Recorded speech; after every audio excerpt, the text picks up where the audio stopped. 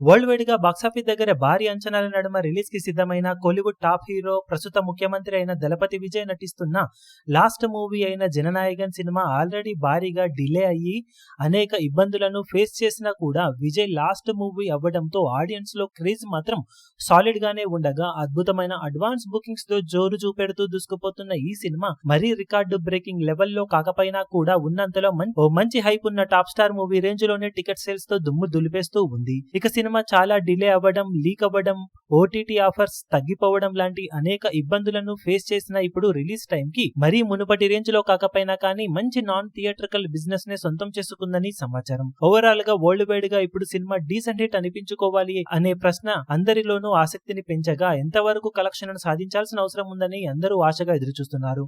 Already massive budget తో రూపొందిన excellent business నప్పుడు సొంతం చేసుకున్న ఈ సినిమా తర్వాత పరిస్థితులు మారిపోవడంతో వడ్డీలు పెరిగిపోయి బడ్జెట్ లెక్కలన్నీ మారిపోయాయి. నాన్ థియేట్రికల్ మునుపటి రేంజ్ లో కాకపోయినా మంచి రేటునే సొంతం చేసుకోగా బాక్సాఫీస్ దగ్గర సినిమా మిగిలిన మొత్తాన్ని రికవరీ చేయాల్సిన అవసరం ఉండగా విజయ్ తన రెమ్యునేషన్ ను చాలా వరకు వెనక్కి ఇచ్చారన్న వార్తలు ఉండగా ఓవరాల్ గా సినిమా ఇప్పుడు ప్రస్తుతం ఉన్న పరిస్థితులలో వరల్డ్ వైడ్ గా డీసెంట్ హిట్ అనిపించుకోవాలి అంటే మినిమం 200 కోట్లకు పైగా షేర్ అందుకోవాల్సిన అవసరం ఎంతైనా ఉందని అంచనా వేస్తున్నారు. మరి బాక్సాఫీస్ దగ్గర విజయ్ జననాయకుడు సినిమా ఎలాంటి కలెక్షన్లతో జోరును చూపించి కలెక్షన్ల పరంగా అంచనాలను మించే రేంజ్ లో జోరును చూపెడుతుందో లేదో చూడాలి.